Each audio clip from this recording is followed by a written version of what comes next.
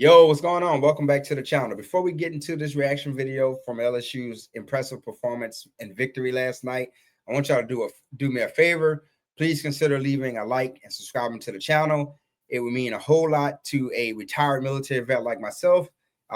You know, I love interacting with y'all in the comment section, and just y'all interacting with me back gives me motivation to make more of these videos. I don't get paid at all from YouTube. I just do this as a hobby that I started while I was in the military, and now that I'm really trying to get behind now that I'm no longer in the military.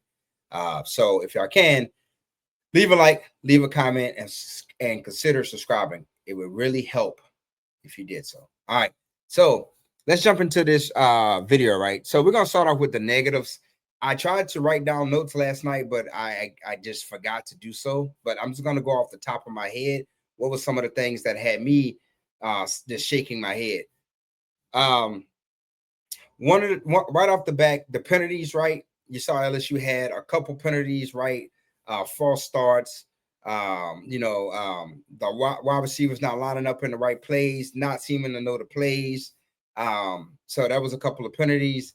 You seen Nussmeier burn through a lot of timeouts in the first half because some of them he didn't like what he saw from Clemson, which I think that's good because that cuts down on him throwing an errant interception. But some of them was just the wide receivers and some other guys on that offensive line, couldn't line up properly, right? So you had to burn a timeout, right?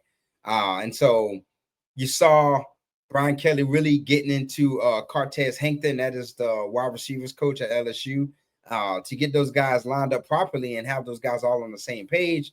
But you kind of expect a little bit of confusion. Clemson, that stadium is a hostile environment, right? It's a very tough place for anybody to play. Those fans was really into it, right? The battle of the Tigers, the battle of the real Death Valley. LSU, the last time LSU played Clemson, we spanked them in a national championship. So, those kids was going to be out there and it was going to be rocking, right?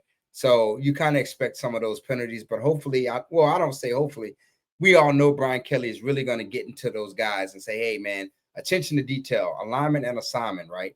Some other things that I saw that I didn't like was LSU, although Cade Durham had 74 yards rushing and scored LSU's first touchdown, it still seemed as if LSU was just struggling to find consistency in the run game. Now Clemson does have a really good defense, but I don't know, it just seems like LSU has struggled these last two seasons to be able to run the ball during the game. Now they did lose a lot of guys to the NFL. You lost a guy named like Will Campbell, Emory Jones, right? A few other guys. And so they have to replace that productivity along that offensive line. But it just seemed like LSU is still struggling to run the ball. LSU had 2 turnovers. One which was kind of meaningless, right? Chris Hilton, they threw the ball to him. He got hit. He fumbled. That's kind of another thing about Chris Hilton. It seems like he's not locked in, man, when it's time for him to be locked in. You saw last season, he was getting balls thrown to him. He was dropping balls because he was leaving his feet too fast. He was mistiming his jumps. And then we saw him turn it on in the last couple of games in the season, especially in that bowl game versus Baylor. But last night, I was expecting a big game out of Chris Hilton, and he fumbles the ball. You got Barnes Sharp. He fumbled the ball, right? So that's 2 turnovers. Great. Nussmeier took care of the ball, no interceptions, but you got to cut down on you got to cut down on the turnovers. And that was some of the cons that I saw from no. And another con I saw was Brian Kelly. It seems like in every season opener since he's been at LSU, he just doesn't want to take the easy punch, right?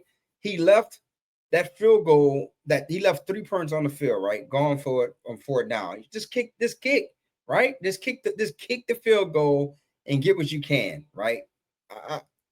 It kills me, right? Even Kurt Herbstreit said we're gonna circle this play by LSU not going for the 3, right? I'm on social media, I'm on Twitter, I'm on X or whatever you want to call it, on Threads, and you see for LSU fans, even some of the players that played for LSU saying, why didn't BK take the 3, right? But thankfully it worked out in the end, but it just was a head scratcher for me. Like, why didn't he take the 3 points there, right?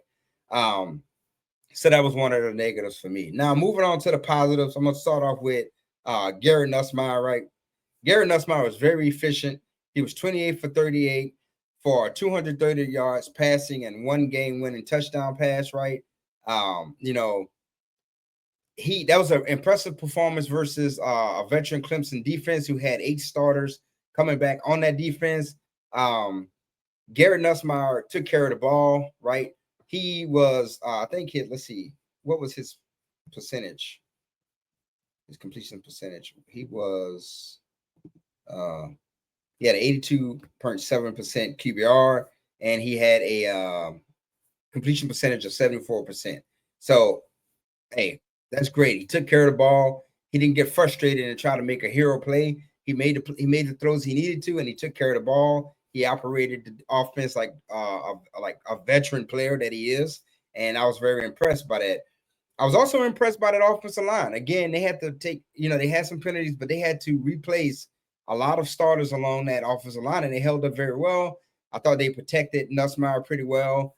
It didn't seem like the pockets was too muddy. So kudos to those guys. Cade Durham, he rushed for 74 yards and scored LSU's first touchdown of the game. So kudos to Cade Durham. He took care of the ball.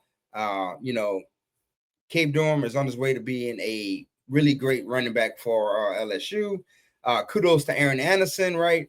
He led all wide receivers with 6 receptions for 99 yards. And he had a very impressive 39-yard catch and run. So Aaron Anderson is fast, man. And, I was impressed with the fact that LSU was able to do what they did and still not feature all of these weapons in this offense, right? Trudez Green had, a really nice, catch, right? They lined Trudez up one-on-one. I don't know why Clemson did that, but,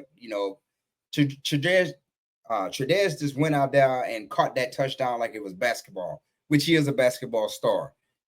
So we didn't even see Chris Hilton really get involved besides the one catch where he fumbled. We saw Barnes Sharp get involved. We saw Barion Brown get involved, but there's just Kyle Parker had a catch, but there's just so many other weapons on that LSU offense. We really didn't see all of the wide receiver room get involved. But I'm pretty sure, Joe Sloan is going to open up the playbook more down the stretch. Now we got Louisiana Tech coming into Tiger Stadium. I don't know how much they're going to open up the playbook for that, because then you have like Florida coming in, South Carolina, all of that, right? So Ole Miss, I'm not off the top of my head. I don't know who goes where, but I know LSU has a really tough stretch after Louisiana Tech, right? So, and I'm not taking anything from Louisiana Tech. When I say a tough stretch, I'm talking about SEC play. So I'm pretty sure, I don't know how much Joe Sloan is going to open up the playbook when it comes to Louisiana Tech. They should be able to take care of Louisiana Tech, just with some core, more dialed back plays. So we have to see. But that's victory. I'm so happy for this LSU squad. Shit, I'm happy for myself. Man, the last time LSU won a season opener, my child was very little. She was just a couple of months, and now she's 5. So that tells you, right? LSU was able to break the streak in a very conventional fashion, right? Those referees took away a clear and obvious touchdown from Byron Brown, right? That was a great throw by Nussmeier, even better catch by Brown. They took it away. They completely messed it up, right? They took that play away.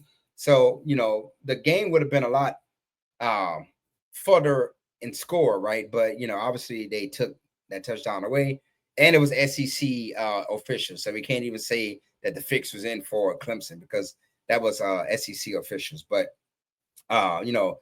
very good, convincing win versus a very, very tough Clemson team. Kudos to them. Dabo always has his team his team's ready to go. And that's a really big victory for LSU because the great Lee Carso picked LSU to win a national championship. There's a lot of people in the college football world that has LSU penciled in to make the playoffs. So being able to start 1-0 on the road in a hostile environment versus Clemson that's an impressive start to a run for maybe the national championship or the playoffs. Kind of remnant of what LSU did when they went into Texas in 2019 and was able to beat Texas on the road that year we won the national championship. So that ended a 6-year streak of season opener losses, and just showcase how revitalized this offense and defense is under Brian Kelly. Blake Breaker did a hell of a job, versus Clemson last night. PJ Woodland, man, he came out of a rocket, man. It's like he was shot out of a cannon with that sack, right? Delane Mansour, if I'm pronouncing his name right, number 4, that dude had clamps on all of Clemson wide receivers last night. You seen DJ Pickin, the young dog. He was out there. He was hyped. You saw a total team effort from this defense, man. With Weeks looked awesome. Man, Harold Perkins was just flying around. Looked like he finally is comfortable playing outside again in that star position, right? He was flying around. The Weeks brothers was flying around. You saw, I forget his name, number 44, the transfer from Florida. He was flying around. You saw Peyton, the transfer from Florida State, flying around. This defense was flying around. I'm gonna name the defense the Baker Boys because they was flying around. Blake Baker was dialing up the blitzes, and these guys was causing the Clemson quarterback a lot of chaos, man. That guy had 230 yards passing. I don't know, because it seems like every time I looked, he was running for his life. But very, very impressive. Very, very impressive. Kudos. I can't say enough about what I saw last night. Kudos to Brian Kelly. Kudos to the coaching staff. Kudos to the defense. I'm probably missing a lot of key moments, but very impressive win. And to get the monkey off of this program's back about not being able to win season openers. And kudos to LSU to continue to play these tough season openers, right? LSU has never ducked any smoke. If you look at the history of LSU season openers over the last 20 years, you would see the LSU doesn't duck any big dogs in season openers. Very impressive victory last night by LSU. Again, Garrett Nussmeier, 230 yards on 28 for 38 completions, 1 touchdown, 0 interceptions, had a QBR of 82.7 with a 74% completion rate. So great game. I'm pretty sure this LSU offense is going to build upon that at home versus Louisiana Tech. And the defense is going to also build upon their shortcomings, although they had a lot of, very positive plays. I'm pretty sure there's some plays that after they watch film, they're going to be like, oh, man, I wish we had that one back. So kudos to them all around. All right, I'm going to shut my mouth. I've been rambling long enough. LSU fans, y'all let me know what y'all think in the comment section below. And again, please consider subscribing to the channel and supporting a retired vet like me to be motivated just to, make and give y'all more of these, awesome videos from LSU, the college football world, and the NFL world. All right. Until next time.